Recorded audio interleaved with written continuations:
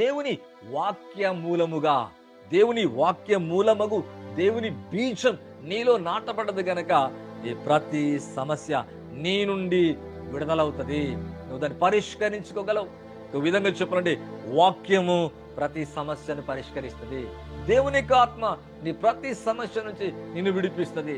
ప్రతి కలవరం నుంచి నీకు విడుదల కలగ చేస్తుంది. ఈ లైవ్ చూస్తున్న మీ అందరి జీవితంలో ప్రవచిస్తున్నాండి, మరలా అంటున్నాం, ఏ సమస్య అయితే మీరు ఎదుర్కొంటున్నారు, ఇక దీంట్లోంచి నేను బయటికి రాలేననుకుంటున్నారు, దాని నుంచి యేసు క్రీస్తు నామములో బయటకు వచ్చేదో గాక. చూడండి, మనందరికీ కూడా తెలిసిన విషయాలు చాలా ఉన్నాయి. మరి బైబిల్లో చూస్తున్నాం, యోనా మరి నినవేకి వెళ్ళమంటే తర్షీషుకు వెళ్తున్నట్టుగా వాక్యములో చూస్తున్నాం. అంటే దేవునికి విరోధంగా వెళ్తున్నాడు, దేవుని వాక్కుకు అంటే దేవుడు చెప్పిన దానికి వ్యతిరేకమై వెళుతున్నట్టుగా చూస్తున్నాం. మరి అతను సముద్రములో వేసినప్పుడు చేప యొక్క కడుపులో ఉన్నాడు. ఎన్ని దినాలండి? మరి మత్స్యం యొక్క కడుపులో ఉన్నట్టుగా చూస్తున్నాం. 3 రాత్రింబగలున్నాడంట.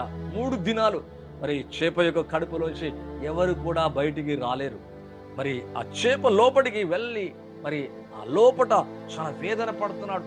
మరి పాతాళపు అగాధములో ఉన్నాను, చీకటి నన్ను ఆవరించింది, నా చెంత కూడా నన్ను చుట్టివేసింది. మరి ఎంతో దిగులుతో చింతతో మరి ప్రార్థిస్తున్నాడు, మొరపెడుతున్నాడు, దేవునికి మొరపెడుతున్నాడు. అంటే చేప యొక్క కడుపులో ఉండి విజ్ఞాపన చేస్తున్నాడు మనసుతో. అంటే హృదయము ప్రార్థిస్తుంది, వేదన పడుతుంది. మరి ఈ స్థితిలోంచి అంటే చేప యొక్క కడుపులోంచి ఇక రాలేనటువంటి గడియల్లో అతను ఉన్నాడంట. కానీ దేవునికి ఆ సమయంలో కూడా ప్రార్థిస్తున్నాడు. అప్పుడప్పుడు మన సమస్యలు చూసినప్పుడు ఇక దీనికి పరిష్కారం దొరకదు అని ప్రార్థన వదిలేస్తాం, విశ్వాసాన్ని వదిలిపెట్టేస్తాం. అంటే ఇక దీని నుంచి మనకి ఎటువంటి ఇక సొల్యూషన్ కనబడతలేదు కనుక ఎందుకు ప్రార్థించడం, ఎందుకు మందిరానికి వెళ్ళటం, ఎందుకు వాక్యాన్ని వినటం. ఇంకొక విధంగా చెప్పాలంటే ఇక దీంట్లో ఎటువంటి మనకు పరిష్కారం రావట్లేదు కనుక ఈ దేవుడు మనకు అక్కర్లేదన్నట్టుగా మనం అనేకసార్లు విశ్వాసాన్ని కోల్పోతాం. కానీ ఆ చేపలోనే ఉండి విశ్వాసముతో ప్రార్థిస్తున్నాడు. అంటే లోపడి ఉండి అది పరిష్కరించుకోలేని సమస్య, బయటికి రాలేడు, దానిలోంచి బయట పడలేడు. ఇంకొక విధంగా చెప్పాలంటే ఇక బయటికి రాలేనేమో అన్నట్టుగా బాధపడుతున్న అతని జీవితములో 3వ దినమున అవును చేపకు ఆజ్ఞాపించగా దేవుడు అది కక్కివేసిందంట. అంటే మొక్కుబడి చేసుకుంటున్నాడు, ప్రార్థన చేస్తున్నాడు, అయ్యా నేనే కనుక ఈ సమస్యలోంచి బయటకు వస్తే నేనేమైతే అనుకుంటున్నానో, ఏదైతే చెల్లిస్తాను అనుకుంటున్నానో దానంతటి మీకు చెల్లిస్తాను. ఎంత అద్భుతమైన కార్యం! అంటే తనకు తీర్మానం చేసుకున్నాడు, ఒక విజ్ఞాపన చేస్తున్నాడు, విశ్వాసముతో ప్రార్థిస్తున్నాడు. ఆ ప్రార్థన సమయంలో దేవుని కదిలించింది. అంటే ఈ స్థితిలో అవిధేయుడైపోయి కూడా, దేవునికి లోబడకుండా కూడా, అంటే దేవుడు చెప్పిన దానికి వ్యతిరేకంగా వెళ్ళి కూడా, అంటే దేవుడు నినవేకి వెళ్ళమంటే తర్షీషుకు వెళ్తూ కూడా చేప యొక్క కడుపులో ఉండి, శ్రమలో ఉండి, కష్టములో ఉండి ఇప్పుడు ప్రార్థిస్తున్నాడు. అటువంటి సమయంలో కూడా దేవుడు మన ప్రార్థన అంగీకరించడు. అవును, ఎటువంటి సమయంలో ఉన్నా, ఎంత కష్టములో ఉన్నా, ఎంత ఇబ్బందులు ఉన్నా, నువ్వు ఎంత అవిధేయుడమైనా, ఒక విధంగా చెప్పాలంటే నువ్వు దేవునికి ఎంత దూరం అయిపోయినా కూడా ఆ చివరి గడియలో, ఇంకొక విధంగా చెప్పాలంటే ఈ ప్రాణాపాయ స్థితిలో ఉండి కూడా ఒక విజ్ఞాపన చేస్తున్నాడు, ప్రార్థన చేస్తున్నాడు, అయ్యా దయచేసి ఈ యొక్క చేప యొక్క కడుపులోంచి నేను బయటికి రావాలా.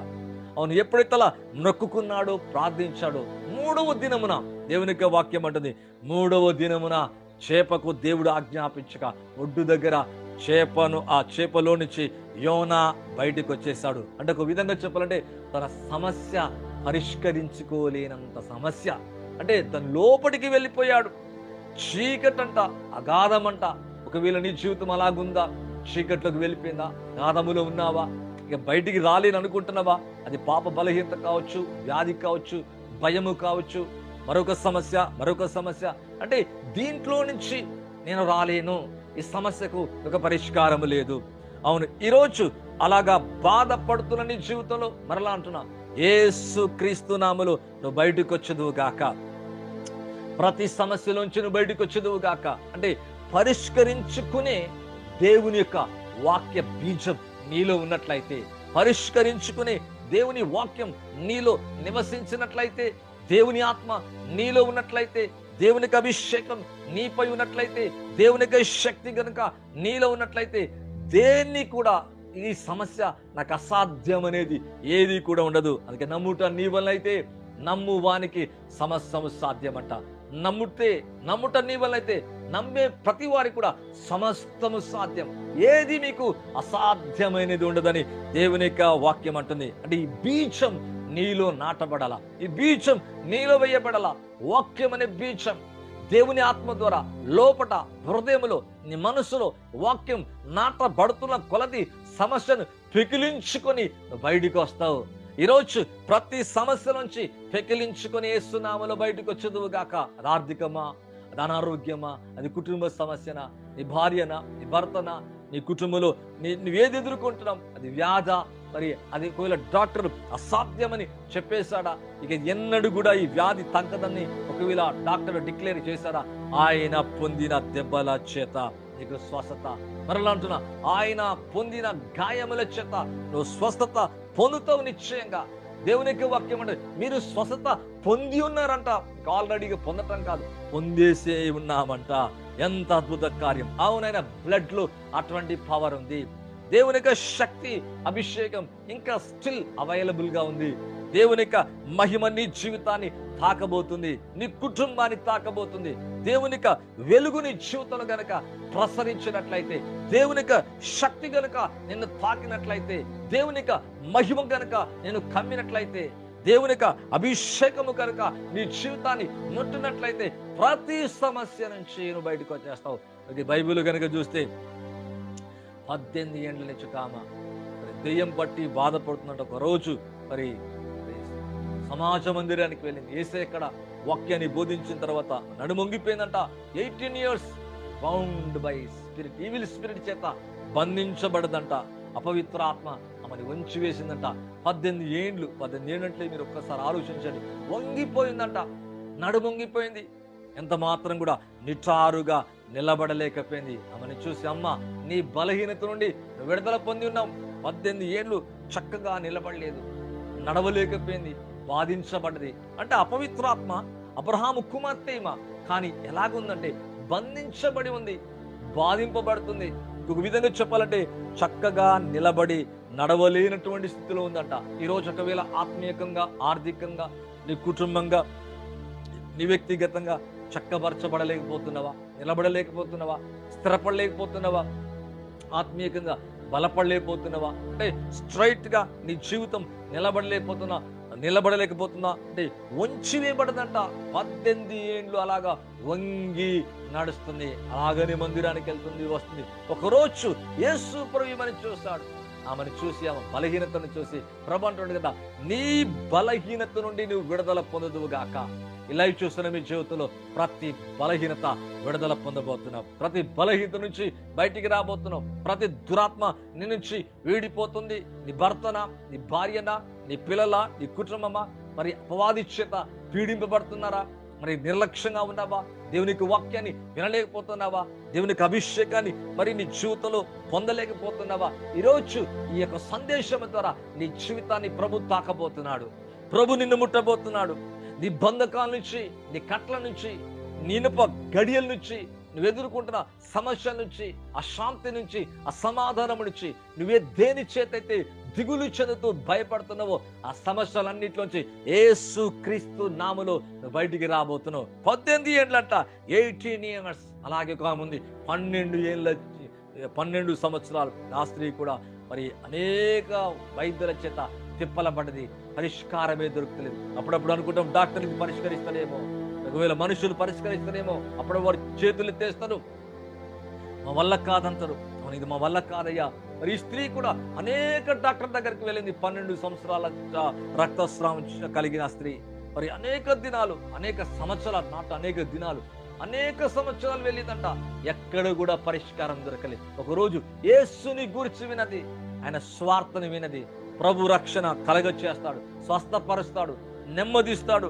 అవును, ఆయనను ముట్టుకున్న ప్రతి వారు కూడా బాగవుతున్నారు.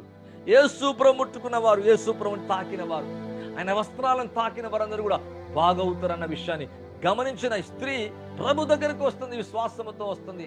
తనకున్న డబ్బంతా వ్యయమైపోయిందంట.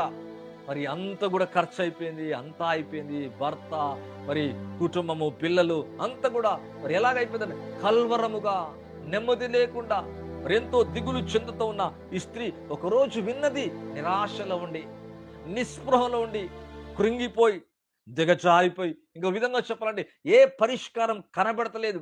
కానీ ఇక్కడ ఒక ఆశ ఉంది, ఒక చిన్న ఆశ ఉంది. అవును, దీంట్లోంచి నేను ఎట్లకైనా బయటకు వస్తాను.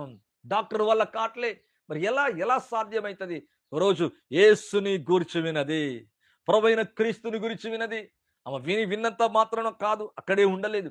విని ఆ ప్రభు దగ్గరికి వచ్చింది, విశ్వాసముతో వచ్చింది.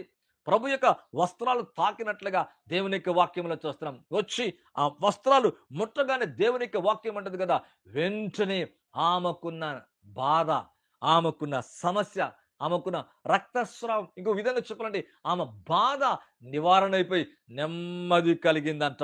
వెంటనే బాగైపోయింది. మరుక్షణమే ప్రభు అడుగుతున్నాడు, నన్ను ముట్టిన దేవరు, నాలో నుంచి ప్రభావం బయలు వెళ్ళింది. Oh what a wonderful God! దేవుని యొక్క శక్తి, అవును, ప్రభావం ఇంకా బయలు వెళుతూనే ఉంది. నిన్ను తాకడానికి, నిన్ను ముట్టడానికి, నిన్ను స్వస్థపరచడానికి, నిన్ను లేవనెత్తడానికి, నీకున్న వ్యాధిని నిర్మూలన చేయడానికి, నీ ఆర్థిక సమస్యలు తొలగించడానికి, నీ కష్టాన్ని తీసివేయడానికి, నువ్వే సమస్యనైతే బాధపడుతున్నావో, పరిష్కరించుకోలేని అనుకుంటున్నావో, యేసు నామములో ప్రవచిస్తున్నా, ఈ ప్రతి సమస్య మీ నుండి దూరం అయిపోవును గాక. అంటే సొల్యూషన్ లేదనుకుంటున్నావు, ఒక సొల్యూషన్, దానికి ఒక సొల్యూషన్ పెడతాడు. పాపానికి ఒక సొల్యూషన్ ఉంది, యేసు రక్తం. అవును, ఆయన దెబ్బలు నీకు ఒక సొల్యూషన్. అనగా నువ్వు ఆయన పొందిన దెబ్బల చేత నీ వ్యాధికి స్వస్థత. మ్రాను మీద వేసయ్య వేలాడాడు. ఇంక విధంగా చెప్పాలంటే అవును, శాపగ్రాహి అయిన మన కొరకైన శాపగ్రాహి అయ్యాడు, మన శాప నుంచి విడుదల చేయడానికి. అవును, ప్రభు దిగంబరిగా, వ్యాధిగ్రస్తుడిగా, మన బాధ, మన ఉగ్రత, మన శ్రమ, మన కష్టాన్ని తీసుకొని మనము పరిష్కరించుకోలేని దాంట్లో పరిష్కరించుకునే శక్తిని, దేవుని ఆత్మను మనందరికీ అనుగ్రహిస్తున్నాడు. ఈ లైవ్ ద్వారా మీ జీవితంలో అవును, దేవుని బీజం నీలో ఉన్నప్పుడు, అవును, పరిష్కరించే దేవుడే నీలో ఉన్నప్పుడు, దేవుని ఒక ఆత్మ ద్వారా దేవుడు చక్కగా ఆత్మ ద్వారా నీకు బోధిస్తున్నప్పుడు, ఆ బోధను గైకొంటున్నప్పుడు, వాటిలో ఏ దేంట్లో అయితే మనం పరిష్కరించుకోవాలని బయటికి రాలేకపోతున్నామో వాటన్నిట్లో, అనగా నీ సమస్యలన్నిట్లో నువ్వు పరిష్కరించుకొని బయటికి రాగలవు.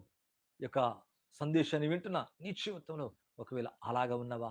మరి దిగులుతో, చింతతో, అంటే నిరాశతో, నిస్పృహతో, అవును, కృంగిపోయి నీ సంతోషాన్ని, నీ యొక్క మరి కోల్పోయి ఒకవేళ ఈ లైవ్ వీక్షిస్తున్నట్లయితే నీ కొరకు ప్రార్థన చేయబోతున్నాం.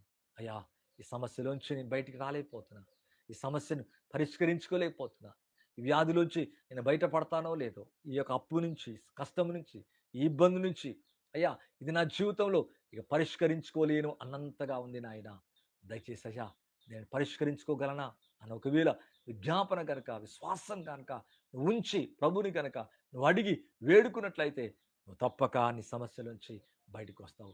నువ్వు పరిష్కరించుకునే కృప, ఆ బీజాన్ని, ఆ వాక్యాన్ని, ఆ అభిషేకాన్ని నీపై ఉంచి, నీలో ఉంచి దాంట్లోంచి బయటపడేలాగా దేవుడు నీకు, నాకు, మనందరికీ సహాయం చేయనుగాక. దేవుడు మిమ్మల్ని దీవించి ఆశీర్వదించనుగాక. మీకు ప్రార్థన చేయబోతున్నా. పరిశుద్ధుడు తండ్రి, ఎవరైతే లైవ్ చూస్తున్నారో, వీక్షిస్తున్నారో ప్రభా, వీక్షిస్తుండగానే, వింటుండగానే ప్రభా, అద్భుతాశ్చర్యమైన కార్యాలు వారి జీవితంలో, మా జీవితంలో, మా కుటుంబాలు జరిగించి ప్రతి సమస్యకు ఒక పరిష్కారము దయచేసి నెమ్మదిని, శాంతిని, సమాధానముతో నింపి నడిపించమని నజరేయుడగు యేసుక్రీస్తు నామములో అడిగి వేడుకుంటున్నాను తండ్రి. ఆమేన్ అండ్ ఆమేన్. నేను నమ్ముతున్నా ఈ ప్రవచనాత్మకమైన ఈ సందేశం నీ జీవితాన్ని ఎంతగానో ఆశీర్వదించింది. అవును, మరెందుకు ఆలస్యం? మరి ప్రభుని నమ్మి, విశ్వసించి, సొంత రక్షకుడుగా అంగీకరించి, అవును, మీ జీవితంలో ఇంకా ప్రభువులో ముందుకెళ్ళాలని కోరుకుంటున్నా. మీ జీవితాన్ని ప్రభు అన్ని విషయాలు కూడా దీవించి ఆశీర్వదించను గాక. God bless you all. Praise the Lord. Amen. Thank you. God bless you.